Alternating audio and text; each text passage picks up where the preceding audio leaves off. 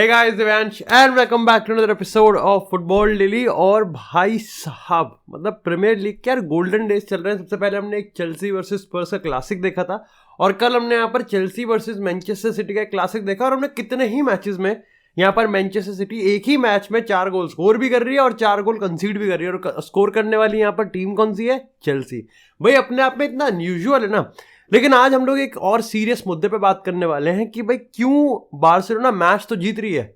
लेकिन जावी पे लोग अब कॉन्फिडेंस अपना खोते हुए दिख रहे हैं। कहीं ना कहीं आप देखो कि मैनचेस्टर यूनाइटेड का अगर हम सीजन की बात करें कि 50 साल में ये नहीं हुआ, 50 साल में वो नहीं हुआ, एरिक टेन हैग को सैक कर दो, लेकिन सिर्फ 5 या 6 पॉइंट पीछे हैं वो टॉप ऑफ द टेबल से। अगर यहीं पर ही बारसा की बात करें तो जिरोना से 4 पॉइंट और रियल मैड्रिड से 2 पॉइंट। लेकिन फिर भी दोनों ही मैनेजर्स में अगेन मैं कंटेक्स्ट बहुत डिफरेंट है, मैं दोनों को कंपेयर नहीं कर रहा, बस मैं ये बताने की कोशिश कर रहा हूं कि कैसे यहां पर जीत कर भी खुश नहीं है कोई। और ये सब कहीं ना कहीं वो बारसा डीएनए और बारसा फैन बेस का जो एक डिमांड होता है, चाहे आप इसको बायर्न की बात कर लो चाहे रियल मैड्रिड की बात कर लो, ये क्लासिक फैन बेसेस जो होते हैं इसमें एक रिलेंटलेस अर्ज होता ही है कि आपको डिलीवर तो करना ही करना है, लेकिन आपको एक होप और एक आपको रीजन भी देना पड़ेगा कि क्यों आपकी टीम के लिए लोग एक्साइटेड हो। खैर सबसे पहले बात करते हैं यहां पर बारसा की ही।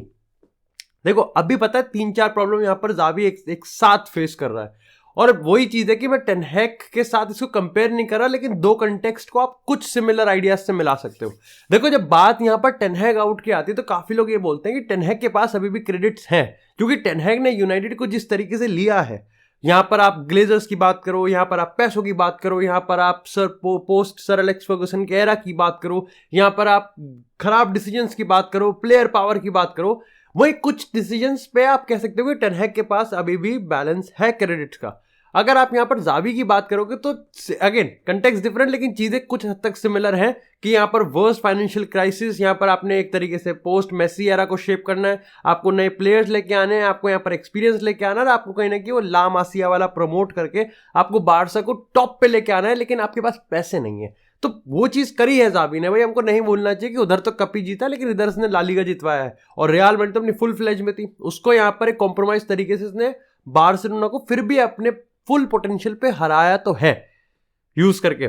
लेकिन असल में बात यह कि काफी लोग ये कह रहे हैं कि अभी तो ठीक है, फॉर नाउ काम चल रहा है, लेकिन आने वाले टाइम में लॉन्ग टर्म की बात करें या फिर हाई स्टेक पोटेंशियल्स की बात करें, जावी के पास ये चीज खत्म हो जाएगी। वो इसलिए क्योंकि आप चाहे अभी शख्तार वाले मैच की बात करो, उससे पहले एक रियाल सोसिएदाद वाला मैच था, आप उसकी बात करो, और अगर हम ये अलावस वाली बात करें तो यहां पर बारसा ने गेम निकाला है, लेकिन जिन बेसिस पे उसने वो गेम निकाला है वो बेसिस लॉन्ग टर्म क्या मिड टर्म भी नहीं हो सकते, वो तो शॉर्ट टर्म भी नहीं होने चाहिए। और यही मैं चीज बहुत पहले से कह रहा हूं, ट्विटर पे कहने का फायदा नहीं है, वहां पर तो चूतिया लोग हैं, लेकिन अगर हम यूट्यूब की बात करें तो वहां पर एक लॉन्ग स्टैंडिंग डिबेट चल रहा है कि जावी ठीक है सब बढ़िया चल रहा है लेकिन शायद से बार्सिलोना आउट क्लास कर जाएगी जावी को। एक टाइम ऐसा आएगा जब बार्सिलोना एक नया मैनेजर डिमांड करेगी जो कि बार्सिलोना की पोटेंशियल और उसकी सीलिंग को एक्चुअली में सही में समझ पाएगा। देखो इस मैच की अगर मैं तुमको इस मैच की रेफरेंस अगर मैं तुमको बताऊं तो मैच के स्टार्टिंग के ही 30 सेकंड में यहाँ पर गोल कंसीड कर लेते हैं और वो भी लॉन्ग बॉल से जाके। अगेन लाइक ये अनयूजुअल है लेकिन यहाँ पर बार्सिलोना कंसीड कर लेती है, लेकिन इतना ही नहीं, ये आपका होता है कि ठीक है आप लाइक हो जाती है गलती, लेकिन द पॉइंट इज कि बार्सिलोना जिस तरीके से ऑन द पोजीशन, जिस तरीके से आउट ऑफ पोजीशन खेल रही थी वो भी काफी ज्यादा पैसिव था और खेलने का तरीका काफी ज्यादा कैजुअल था। असल में यहाँ पर एलेवेस का भी जो आउट ऑफ द पोजीशन और जिस तरीके से पोजीशन पे भी यहाँ पर जूल्स कोंडे को बिल्कुल पिन कर रहे थे, भाई वो भी काफी थ्रेटनिंग लग रहा था। 2-3 चांस ऐसे थे जो उसने छोड़ दिए through out the match, otherwise यहाँ पर एक अच्छा खासा 3-4 गोल अलावस मार देती। बार्सिलोना के साथ पता है चीजें बहुत अजीब लग रही हैं। सबसे पहले तो ये है कि एक स्लो क्लियर ऑफ इंटेंशन नहीं है, थ्रेट नहीं लग रहा है यहाँ पर और डर नहीं है। असल में बात इसकी है कि डर ही नहीं है क्योंकि आपके पास एक सेट ऑफ पैटर्न नहीं है कि कौन किस तरीके से खेलने वाला है। ऐसे लगता है कि एक हड़बड़ाहट है, ऐसा लगता है कि एक लैक ऑफ क्लियर आइडिया है, क्योंकि यहाँ पर आप बहुत कम बार देखते हो और ये बहुत कम एक्सपेक्ट करते हो कि आप बार्सिलोना की जावी की बार्सिलोना ऐसे खेलेगी, क्योंकि आपको चाहिए कि भाई वो आराम से गेम को डोमिनेट करेंगे, बॉल को सर्कुलेट करेंगे, वो सब यहाँ से गायब है कहीं ना कहीं। और अभी आपके पास फ्रेंकी डियोंग नहीं है लेकिन आपके पास पेड्री आ गया जिसका फर्स्ट हाफ काफी एवरेज रहा था। सेकंड हाफ में आप कह सकते हो कमबैक इसलिए ही पॉसिबल हो पाया क्योंकि कुछ हद तक जावी ने चीजें अच्छी करी थी, हमको मानना पड़ेगा। और उसमें यह भी इंपॉर्टेंट था कि आप फेरान टोरेस को इंट्रोड्यूस करा और आपने यहाँ पर पेड्री जो ऑलरेडी वहां था उसने अपना मतलब दबदबा जमाया। ये वही होता है। देखो पेड्री की बात करें, अभी हम आने सिटी वाले गेम में रॉड्री की बात करेंगे, इनकी प्रेजेंस अपने आप में बहुत ज़्यादा बड़ी होती है, लेकिन प्रॉब्लम वहीं आ जाती है कि इनकी प्रेजेंस होने के बाद भी जब कहीं ना कहीं आप डोमिनेट नहीं कर रहे हो तो उसका मतलब ये है कि वो अपना काम सही से एग्जीक्यूट नहीं कर पा रहे। अगेन यहाँ पर आप देखो कि लाइक जाओ कैंसेलो की बात करें, ओवरऑल गुड था, ठीक है, मेरे को लगा कि गेम तोड़ देगा क्योंकि उसके हिसाब का गेम है, यहाँ पर सामने वाली टीम लो ब्लॉक में बैठेगी और उसकी जरूरत पड़ेगी। लेकिन पॉइंट यहाँ पर ये हो रहा था कि जाओ कैंसेलो और लमीन यमाल राइट की बात करें या फिर जाओ कैंसेलो जाओ फेलिक्स लेफ्ट की बात करें, असल में जाओ कैंसेलो यहाँ पर एम्बेड हो नहीं पा रहा। इसका मतलब ये नहीं कि जाओ कैंसेलो गलत है, इसका मतलब ये है कि अभी तक जो सिनर्जी है टीम में वो कहीं बैठती हुई दिख नहीं रही है। अगर हम लेवेंडोव्स्की की बात करें, यस उसका हेडर आया था, पूरा क्रेडिट है, और लेवेंडोव्स्की ने लाइक जिस तरीके से वो पेनल्टी भी मारी, तो आप इससे कह सकते हो कि लेवेंडोव्स्की जिसके लिए इतनी लाइक इतना सवाल खड़ा हो रहा है, इतने डिबेट्स हो रहे हैं, इतने क्वेश्चनेबल यहाँ पर स्टेटमेंट्स आ रहे हैं, लेकिन अभी भी लेवेंडोव्स्की ही है जो कि इसको बेल आउट करवा रहा है। इंपॉर्टेंट चीज़ ये है कि लेवेंडोव्स्की के गोल अभी काफ़ी इन्फ्लुएंशियल और काफ़ी क्रूशियल स्टेजेस पे आए बार्सिलोना के, अगर इस सीजन की लीग की बात करें। लेकिन अगेन अगर आप लेवेंडोव्स्की का ओवरऑल गेम देखोगे तो फिर भी पैथेटिक है, और वो इसलिए हो रहा है क्योंकि लेवेंडोव्स्की नहीं ढल पा रहा, या फिर शायद सिर्फ जावी ने इस चीज़ को केयर करना ही छोड़ दिया है कि लेवेंडोव्स्की को आने वाले गेम स्टाइल और बार्सिलोना को जिस तरीके से लेके जा रहा है वहां पर वो कैसे सूट करेगा। अगर हम यहां पर डिफेंस की बात करें तो क्रिस्टेंसन मेरे को लगता है कि मतलब वो तो ऐसा एक जेम है, ही इज जेम। मतलब क्रिस्टेंसन की परफॉर्मेंस याद आ जाती है क्योंकि कुंडे बहुत भारी टाइम मिला भाई कुंडे को, मतलब लिटरली लपेट दिया था उसके एक वो क्या ना जो भी था उसका, वो थोड़ा सा हट्टा कट्टा था, सेंटर फॉरवर्ड था, बिल्कुल लपेट लथाड़ दिया था बिल्कुल। उसके साथ अगर हम बात करें यहाँ पर लमीन यमाल की, लेवेंडोव्स्की की, फेरान टोरेस जब आता है तो उसके रन्स आपको डेफिनेटली यहाँ पर काफ़ी ज़्यादा मदद करते हैं। ओवरऑल आप कह सकते हो कि जावी को कुछ प्रॉब्लम्स है जो कि उसको पता है, या फिर या तो वो उस चीज़ को मानता ही नहीं है। वही वाली बात है ना कि एक मैनेजर जब बहुत अलग तरीके से खेलता है तो आपको लगता है कि यार ये तो बहुत प्रॉब्लम्स है, इसको सॉल्व करनी पड़ेगी। काफ़ी लोग मानते हैं कि ये टूटा फूटा पैसिव सा धीमी धीमा बोरा बोरिंग सी फुटबॉल क्या है, शायद से जावी इस चीज़ को प्रॉब्लम मानता ही नहीं है। जावी इस चीज़ को एक अलग दिशा में लेके जा रहा है, लेकिन प्रॉब्लम यह है कि जब तक 3 पॉइंट आते हैं तब तक आप ये कह सकते हो कि जावी इस चीज़ को ड्रास्टिकली चेंज नहीं करेगा, और उसकी प्रेस कॉन्फ्रेंस इस चीज़ को कुछ हद तक प्रूव भी करती है। द मोमेंट यहाँ पर गेम हारने लगेंगे और हारेंगे, देखो मैं यहाँ पर बारसा को देखो बैंटर करने के लिए है ट्विटर है, लेकिन मैं यहाँ पर बहुत सिंपल सी चीज़ कहता हूँ कि जब भी कोई टीम आएगी जो कि हाई प्रेसिंग होगी, जो कि आउट ऑफ पोजीशन और इन पोजीशन काम अच्छा करती है, बारसा अपने आप को एक्सपोज होगी, क्योंकि ये सिस्टम उसको काफ़ी ज़्यादा एक्सपोज करता है, उसकी डिफेंस को, और आइसोलेट कर देता है। वहाँ पर जावी के पास सवाल नहीं होंगे। और अभी प्रॉब्लम यही है कि अभी तो आपके पास 3 पॉइंट्स हैं और इसलिए आपको टाइम मिल रहा है। आने वाले टाइम में ये चीज़ थोड़ी सी मुश्किल होती हुई दिख सकती है। लेकिन इसी के साथ बात करते हैं अब थोड़ी सी यहाँ पर प्रीमियर लीग की। काफ़ी क्लासिक मैच, और आप कह सकते हो कि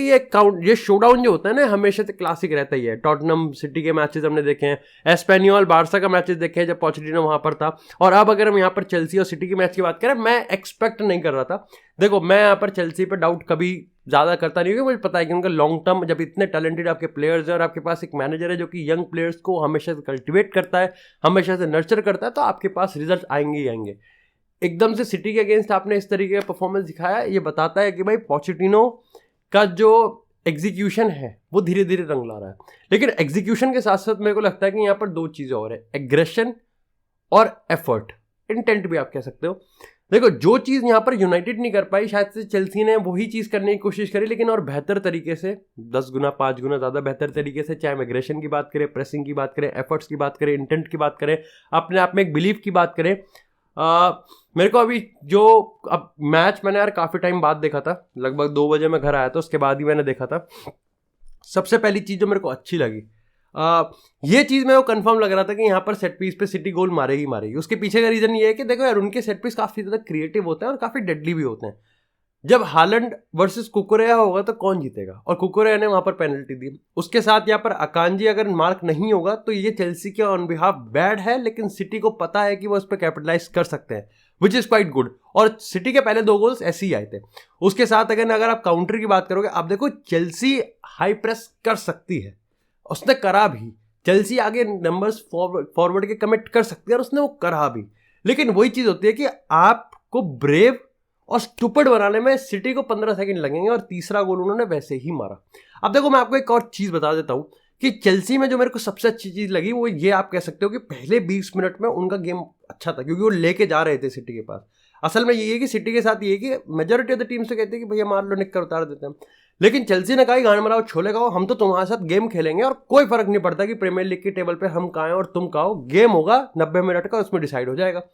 लेकिन मेरे को लगता है कि सबसे इंटरेस्टिंग चीज़ है, सबसे क्रूशियल चीज़ कब आई, जब गोल कंसीड कर लिया। गोल कंसीड करने के विद इन 2 मिनट के अंदर अंदर यहाँ पर चेल्सी उनके हाफ में गई, फ्री किक जीती और थ्रेट करा। ये इंटेंट बताता है, क्योंकि आप 25 मिनट पे हो, शायद से आप देखो, पता है कि जो टीम्स पॉइंट्स के लिए हंग्री होती है, जो टीम्स बहुत कंजर्वेटिव खेलती है, टैक्टिकल सिस्टम नहीं है, अपने प्लेयर पे भरोसा नहीं है, वो क्या करेंगे, और बैठेंगे हाफ टाइम तक देख लेंगे, कुछ चेंज कर देंगे और काउंटर अटैक करेंगे, मेक श्योर करेंगे कि दूसरा गोल ना खाए। चेल्सी कंसीड करी थी बिकॉज उनको पता है कि उन्होंने अभी तक का जो काम करा था उसमें वो एक गोल डिजर्व करे ना करें, कंसीड करना डिजर्व नहीं करते थे। हाउएवर यहाँ पर जो इंपॉर्टेंट चीज मेरे को और लगी, रहीम स्टर्लिंग ने कायल वॉकर को लिटरली तबाह तो नहीं करा, लेकिन हाँ उसको बहुत अच्छी तरीके से उसको बांध के रखा। आप कह सकते हो कि क्योंकि रहीम स्टर्लिंग वहां पर बहुत ज्यादा था, तो कायल वॉकर यहाँ पर अटैकिंगली इतना इंटेंट नहीं दिखा पाया, इतना कंट्रीब्यूट नहीं कर पाया। एक चीज जो मेरे को और अच्छी लगी कि पॉकेट्स में स्पेस मत दो। आपने अगर यूलियन अल्वारेज को और बर्नार्डो सिल्वा, जो कि बर्नार्डो सिल्वा एक्चुअली में यहाँ पर हालैंड और डोकू के बीच में खेल रहा था, और अगर हम यहाँ पर बात करें यूलियन अल्वारेज की, तो यूलियन अल्वारेज वैसे तो फोर्डन और उसके बीच में खेल रहा था, लेकिन बहुत डीप आ रहा था वो, क्योंकि अगेन पेप का सिस्टम है वही है कि आप मिडफील्ड को रोटेट करवाते रहो, स्पेस अपने आप क्रिएट हो जाएगी कि रॉड्री इधर आ जाएगा, अकांजी उधर चला जाएगा, अल्वारेज इधर आ जाएगा, बर्नार्डो उधर चला जाएगा, डोकू अंदर आ जाएगा, ये ऐसे ब्रेक डाउन हो ही रहा था उनका। लेकिन बहुत चेल्सी का 4-4-2 का प्रेस इतना ज्यादा अच्छा था कि उन्होंने मिडफील्ड को सेंट्रल प्रोग्रेशन नहीं देने दिया। आप डोकू के पास जाओ, और वहां पर उनका जो एक अच्छा चीज था कि पाल्मर को पीछे करा, और क्योंकि रीस जेम्स के पास देखो एथलेटिसिज्म तो है, तो डोकू यस एक्सप्लोसिव है, लेकिन रीस जेम्स कोप अप कर लेगा, ये बहुत बढ़िया चीज लगी। साथ ही बर्नार्डो सिल्वा जितना कम बॉल पे होगा उतना ज्यादा ही आपको फायदा मिलेगा, यूलियन अल्वारेज जितना कम बॉल पे होगा उतना ही आपको फायदा मिलेगा। हालैंड के साथ दिक्कत ये है कि हालैंड को आप कितना भी मार्क कर लो, लेकिन हालैंड अपने लिए चांस क्रिएट कर ही लेगा। जैसे अगर एक चांस उसने, क्योंकि और यहाँ पर एक पॉइंट अच्छा आता है कि सैंचेज का आज गेम बहुत अच्छा रहा, काफी बढ़िया रहा, नहीं तो अदरवाइज मेरे को लगता है कि हालैंड वालैंड पेल पाली देते। इसके साथ ही अगर हम बात करें यहाँ पर, अगर हम चेल्सी की बात करें, तो उनका जो इंटेंट था वो उनको लास्ट के टाइम पे भी देखने को मिला। स्टर्लिंग बेहतरीन खेल रहा था, कोल पाल्मर एब्सोल्युटली कोल्ड, लेकिन एक परफॉर्मेंस जो मेरे को बहुत बहुत ज़्यादा बढ़िया लगी वो थी भाई गालागर की। गालागर को मैं कंसिस्टेंटली यहाँ पर देख रहा हूँ, और हर बार मैच में उसका जो इंटेंट आ रहा है, जो वर्क रेट आ रहा है, मेरे को लग रहा है वो चेल्सी का वालवर्दे है भाई, वो चेल्सी का वालवर्दे है। बहुत बहुत मजा आया उसे देख के। ओवरऑल मेरे लिए काफ़ी ज़्यादा क्लासिक गेम था, बहुत मजा आया इस गेम को देख के, और प्रीमियर लीग पे इसका काफ़ी अच्छा था। टॉटनम खुश होगी, आर्सेनल खुश होगी, तो सोचो चेल्सी ने टॉटनम और आर्सेनल का एक फेवर कर दिया। खैर इसी के साथ यार बात करते हैं अब थोड़ी सी किलियन एम्बापे से। अब देखो हाल ही में हमने ये बात करी थी किस तरीके से लुइस एनरिके ने एम्बापे पे जब कहा तो मीडिया बिल्कुल पागल हो गई कि भाई देखो एम्बापे ने हैट्रिक मारी, लेकिन लुइस एनरिके तो खुश ही नहीं है, अरे काय का वो है। लेकिन असल में बात ये है कि अब बात ये लुई लेक्विप की बात करें या फिर और फ्रेंच मीडिया की बात करें, तो ये खबरें छपने लगी हैं कि भाई किलियन एम्बापे के शायद से अगेंस्ट विद्रोह हो सकता है, एक तरीके से रेबल है, जिस पे अगेन मैं तुमको बहुत लॉजिकल सा आंसर दूंगा कि क्यों ये फेक है या फिर सच है। अब देखो बात असल में ये है कि एसी मिलान के बाद अब अगर तुम अभी के स्टैट्स की बात करोगे तो पीएसजी मीडियोकर है, एम्बापे शाइन कर रहा है। अगर हम चैंपियन लीग की बात करें तो उसमें पीएसजी की डाउनफॉल या फिर पीएसजी के अभी तक की पैथेटिक परफॉर्मेंस की खबर भी यही है कि ओवरऑल किलियन एम्बापे का जो सीजन है वो अच्छा जा रहा है, लेकिन टीम तो मीडियोकर है और चैंपियन लीग में टर्न आउट नहीं हुआ है एम्बापे भी, तो यहाँ पर पूरी टीम नीचे बैठ रही है। ऐसे में काफ़ी लोग ये मानते हैं कि एम्बापे का अगर आप बॉडी लैंग्वेज की बात करोगे या फिर उसके इंस्ट्रक्शंस की बात करोगे, इन गेम जिस तरीके से डिमांड करता है, अपने लिए खेलता है, सेल्फिश है। इस चीज़ के चक्कर में प्लेयर्स अब उसकी अथॉरिटी को, उसकी पोजीशन को और उसके रूल्स को क्वेश्चन कर रहे हैं, और काफ़ी लोगों ने लुइस एनरिके वाला स्टेटमेंट लगा दिया कि देखो लुइस एनरिके भी यही कह रहा था कि उससे बहुत ज़्यादा डिमांड करता है ऑफ द बॉल। ये चीज़ पर मैं तुमको बताता हूँ कि असल में ये चीज़ सही हो सकती है, लेकिन रिबेल होना मुश्किल है क्योंकि एम्बापे ने ही खड़ी करी है टीम। देखो ये चीज़ तुमको लॉजिक सार्कास्टिकली लग सकती है, लेकिन कहीं ना कहीं तुमको पता है ये बात। एम्बापे सारा पूरा फ्रेंच कनेक्शन वहाँ बिठाया जा रहा है, सारे के सारे वो चीज़ें जो कि एम्बापे के लिए खेल सकते हैं, कह सकते हो तुम। एम्बापे यस उनका अल्टीमेट पास रहता है, लेकिन अगेन तुम एक बार ये सोचोगे कि लुइस एनरिके के पर्सपेक्टिव पे ये कोई इतना खास वो होगा नहीं कि अगर वो एम्बापे के साथ एम्बापे को हट के कलेक्टिव उस पर जाएगा, क्योंकि एम्बापे के साइड में पूरी टीम ही अभी मीडियोकर है। और अगर आप एम्बापे को यहाँ पर कंपेंसेट करने के चक्कर में चले गए कि आप और रास्ते ढूंढे गोल स्कोर करने के, एम्बापे को आप ऐसे ज़बरदस्ती देने की कोशिश ना करें, बैठ जाएगी टीम। फिर ये इंटरेस्टिंग चीज़ थी क्योंकि एम्बापे के लिए ऐसा आता नहीं है, ये मेसी नेमार वाले एरा में भी नहीं आता था, एरा मतलब उस 2-3 सालों में भी नहीं आता था। अगर बात करें हम इसके बाद रियल मैड्रिड की, तो भाई रियल मैड्रिड ने चीफ मेडिकल डॉक्टर को यहाँ पर भाई लाइक हटा दिया है, और उसके पीछे का रीज़न बताया गया है कि भाई देखो ईडर मिलिटाओ की बात करें, 6 साल से काम कर रहे थे, ईडर मिलिटाओ हो गए, तीबो कोर्तोआ हो गए, उसके बाद पिछले सीजन बेंजिमा वगैरह थे, और अब यहाँ पर आर्दा गुलर की जो चीज़ चल रही है वो तो काफ़ी ज़्यादा दिक्कत की बात हो रही है कि आर्दा गुलर के साथ भाई इंजरी पे इंजरी, इंजरी पे इंजरी, और अब लेटेस्ट इंजरी 1 महीने के लिए उसको बाहर रखेगी। ऐसे में यहाँ पर प्रेशर काफ़ी ज़्यादा आया, और यहाँ पर फाइनली डिसाइड करा रियल मैड्रिड ने कि भाई नहीं, आपको मेडिकल टीम तो अपग्रेड करनी ही पड़ेगी। इसी के साथ बात करते हैं यहाँ पर सीरिया से। भाई नेपोली की बात करें, नेपोली यहाँ पर एम्पोली से अपना गेम हार गई, और एम्पोली ने जब नेपोली को हरा दिया है तो भाई यहाँ पर रूडी गार्सिया ऑलमोस्ट सैक हो सकता है। अब इसके चांसेस देखो किसी मैनेजर का सैक होना कभी भी अच्छा नहीं होता, लेकिन क्यों ये बेस्ट चीज़ टाइम पे आ सकती है, उसके पीछे का रीज़न सिंपल है। देखो बात असल में ये है कि 2 हफ्ते का टाइम है, लेकिन इसके बाद इनके जो मैचेस हैं वो ताबड़तोड़ सेक्सिलिटी ऑन द फ्लोर आएंगे। रियल मैड्रिड का मैच आएगा, उसके बाद यहाँ पर जुवेंटस के साथ है, और उसके बाद इनका इंटर के साथ है। तो यस, इनके मैचेस बहुत टफ हैं, 10 point already top of the table से चल रहे हैं, और रूडी गार्सिया अथॉरिटी नहीं जमा पाया। लेकिन असल में वही चीज़ होती है कि मैनेजर्स के रिगार्डिंग कहते हैं कि आपका ड्रेसिंग रूम पे कंट्रोल नहीं है, अथॉरिटी नहीं है, ये नहीं है, वो नहीं है, फलाना नहीं, ढिमकाना नहीं है। लेकिन बात असल में ये है कि एक मैनेजर को अथॉरिटी के साथ साथ एक सिनर्जी भी बनानी पड़ती है। दैट्स वाई आप कह सकते हो कि Jose Mourinho is the ultimate senior और सीरियल विनर है, लेकिन जोसे मोरिनो हर ड्रेसिंग रूम के लिए सूट नहीं कर सकता। सेम गोस फॉर लाइक आप, लेकिन वहीं पर ही आप कार्लो की बात करोगे, कार्लो ठीक है, मे बी जोसे मोरिनो से ज़्यादा बड़ा मानते होंगे, कुछ लोग कम मानते होंगे, लेकिन कार्लो को आप किसी भी ड्रेसिंग रूम में डाल दोगे, वो ड्रेसिंग रूम कलेक्टिवली परफॉर्म ज़्यादा बेटर करेगा। यस, यही नहीं है कि वो टॉप ऑफ द टेबल चला जाएगा, लेकिन आपको दिखता है, चाहे आप एवर्टन की बात करो, चाहे आप एसी मिलान की बात करो, चाहे बायर्न की बात करो, या फिर आप रियल मैड्रिड की बात करो, कार्लो ने हर जगह यहाँ पर परफॉर्म किया है। दैट्स इसका मैन मैनेजमेंट। रूडी गार्सिया का मैन मैनेजमेंट कह सकते हो कि यहाँ काम नहीं करा, और एक कैरेक्टर मिसिंग है। ऐसे में यहाँ पर टुडोर यहाँ पर लेके आया जा रहा है, जो कि मार्शल के फॉर्मर मैनेजर है। इसके पीछे का रीज़न ये है कि पहली चीज़ तो वो यहाँ पर 4-3-3 खिलाएगा, जो कि चाहते हैं नेपोली कि भाई 4-3-3 वाला मैनेजर ही चाहिए जिससे स्पेलिटी के बेसिस पे ही काम करे, और यहाँ पर उसका प्रेसिंग स्ट्रक्चर भी काफ़ी सही है, यानी कि वो एक कैरेक्टर डालने वाली बात है। बाकी अगर हम मैनेजर्स की बात करें तो कानावारो का था, लेकिन उसने चाइना के बाहर खेला नहीं है, अभी सीरी बी में वो सैक हुआ है। एक और मैनेजर था, लेकिन उसके साथ प्रॉब्लम ये है कि वो बैक 3 यूज़ करता है, तो वो चीज़ कंप्लीटली डिस्कार्ड करती है। ये इंपॉर्टेंट है काफ़ी ज़्यादा नेपोली के चेंज ऑफ इवेंट्स में।